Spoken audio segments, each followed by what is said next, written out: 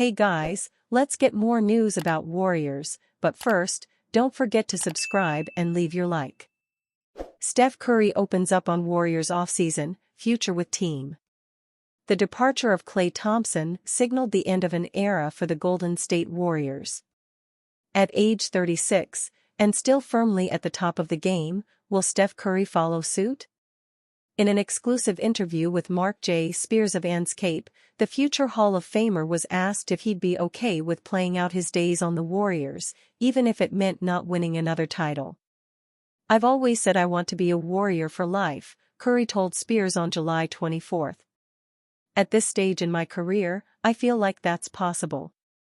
And you can still be a competitive, it doesn't mean you guaranteed the championship. It doesn't mean winning. Winning is always a priority, but obviously you're realistic. It doesn't mean that it's going to happen if you stay the course. You need to shake things up and keep reimagining what it looks like to evolve with what league is at right now, with where some of these talented teams are now." Golden State countered the loss of Thompson with 3 veteran signings: Kyle Anderson, Buddy Hield, and DeAnthony Melton. And the Warriors have been actively searching for other upgrades on the trade market, including Lauri Markkanen of the Utah Jazz. There's pressure on the front office to make a convincing run at a title this season. Curry doesn't have many prime years left. His personal championship window is closing. Curry is coming off of his 15th NBA campaign. He averaged 26.4 points, 5.1 assists, and 4.5 rebounds in 74 regular season appearances with Golden State last year. Next season will mark the first since 2011 to 2012 that Curry is playing without Thompson. He told Spears he's still working on accepting the reality of free agency. "It's still weird, man," Curry said. "I really haven't figured out the emotions yet, just because it's one of those pieces that really won't sink in until you get into October and you go to the locker room and you're in your familiar sights and sounds of the Chase Center." And while he holds no ill will, Curry acknowledged that he wishes things had turned out different for Thompson and the Warriors. "All things have to come to an end at some point," Curry continued. "I wish it would have turned out differently. I wish we could have rode into the sunset, all 3 of us, Curry, Draymond Green and Thompson, as Warriors for our whole career, what we were able to do for how long we were able to do it, and together, it's special and it speaks to how hard it is to do that.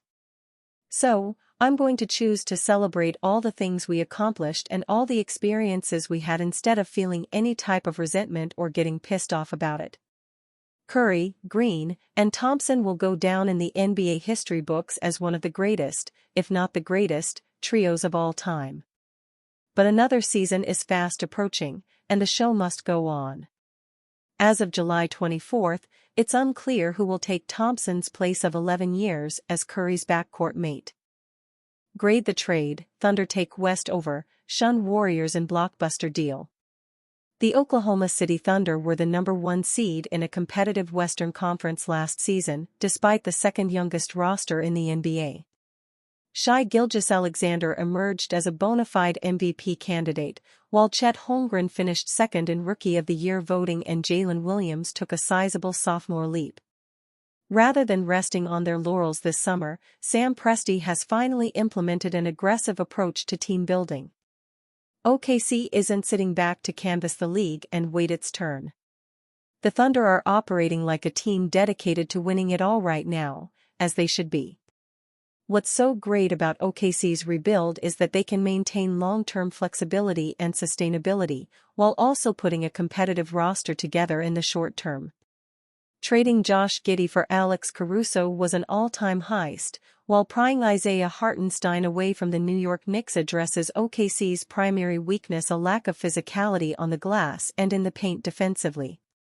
These upgrades put OKC close to the top of the Western Conference hierarchy, if not at the very top. Ask me to predict the NBA Finals matchup next season, and I'd probably say Celtics Thunder. And yet, OKC still has the deepest reservoir of future draft picks in the league, as well as plenty of young talent to float in trade conversations. Even better, OKC still has the financial flexibility to accommodate a max contract. A new trade proposal from Greg Swartz of Bleacher Report has OKC boosting its title claim and one-upping the Golden State Warriors with a blockbuster acquisition of Utah Jazz All-Star Lauri Markkanen. NBA rumors, Warriors linked to Nets Cam Jhonson as dark horse suitors. The Brooklyn Nets are ripe for a fire sale now that they're embracing a rebuild in the aftermath of trading Mikal Bridges away. The next player that's most likely to depart the team via trade is Cam Jhonson, a versatile 6 feet 8 inches forward whose primary calling card is his top-tier ability to space the floor. Jhonson, even though he's set to make around $68 million over the next 3 years, should draw plenty of interest on the market, with the Golden State Warriors being one of the teams interested in the Nets forward, per Brian Lewis of the New York Post. The Warriors, however, aren't among Jhonson's main suitors, with Lewis calling them a dark horse contender to trade for his services along with the San Antonio Spurs and Toronto Raptors. However, those three aren't the only ones vying for the Nets' forward services, with the Los Angeles Lakers, Sacramento Kings, and Orlando Magic reportedly being interested as well. Cam Jhonson endured a bit of a down 2023-24 season amid the Nets' disappointing 32-win campaign. He averaged just 13.4 points per game on 44.6% shooting from the field, worse numbers than the ones he put up following his arrival in Brooklyn via the Kevin Durant trade. But Jhonson remained a high-level marksman from deep, making 2.4 triples a night last season on a 39.1% clip, rescuing his overall scoring efficiency with a 58.2 true shooting percentage. Any team that will be trading for Jhonson, potentially the Warriors, should be wary of his injury history, however. Jhonson dealt with a few nagging injuries last season that limited him to just 58 games, and his hip injury history was what gave teams some pause during the 2019 NBA draft. It must be said that the Golden State Warriors won't be making any other moves this offseason until the Lauri Markkanen situation gets resolved. The Warriors continue to be in hot pursuit of the Utah Jazz star, although the Jazz have remained steadfast in their asking price, which has caused a standstill in trade negotiations. If the Dubs end up not getting Markkanen, then perhaps they could look into acquiring Cam Jhonson from the Nets. Andrew Wiggins has been on a downturn over the past 2 seasons, and perhaps the Warriors view Johnson's shooting and off-ball impact as something more useful than anything the current version of Wiggins can give. Nonetheless, with the Warriors signing Buddy Hield, DeAnthony Melton, and Kyle Anderson, it's not like they're in dire need of what Jhonson brings to the table.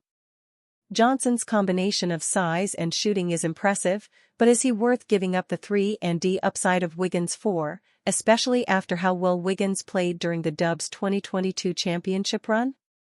Wiggins is only 29 years of age, so it's not like he's way past his prime. Among Johnson's reported suitors, the Lakers, Kings, and Magic make the most sense as a potential destination for the Nets sharpshooter. LeBron James-led teams always benefit from high-level floor spacing. The Kings are in need of a 3-and-D wing with the departure of Harrison Barnes, while the Magic's greatest kryptonite continues to be outside shooting, which Jhonson can help with in spades. If anything, the Magic should make a move, as this could also help them consolidate talent amid a few positional logjams. But with the injury-prone Jonathan Isaac already on the roster, the idea of acquiring Jhonson may give them some pause. And you, fan? What do you think of the situation of Cam Jhonson? Leave your opinion in the comments.